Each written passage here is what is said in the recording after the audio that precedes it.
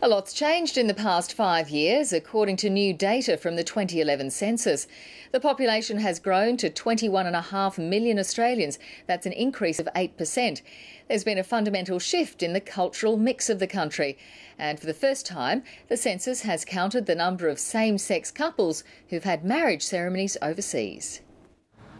Peter Furness and Theo Phillip got married in Canada 6 years ago. And while gay marriage isn't legal in Australia, they now take some satisfaction in at least being officially recognised here as a married couple. The latest census has counted the number of same-sex married couples at more than 1,300. Now that we're officially on the record somewhere, it makes it much more difficult for certain politicians to pretend we don't exist and that we're not there.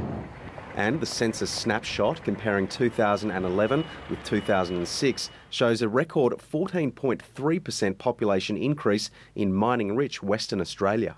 Traditionally, we associate rural, remote areas with population decline, and the Western Australian trend is right in the face of that. Here is a city and a state bursting at its seams, and it still probably doesn't have sufficient labour to meet the demands of the resources boom. There's also been a 20.5% lift in the number of Australians identifying themselves as Aboriginal or Torres Strait Islander. Quite a phenomenal shift in the number of people identifying as Indigenous in Australia.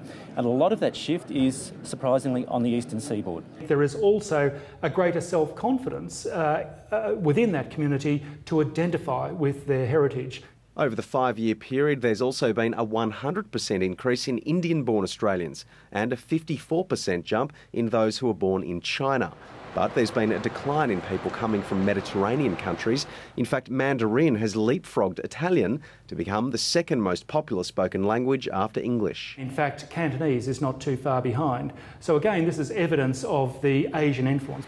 On religion, there's been a 40% rise in Australians identifying as Islamic in faith, but a record amount of Australians say they're of no religion at all. Simon Palin, ABC News.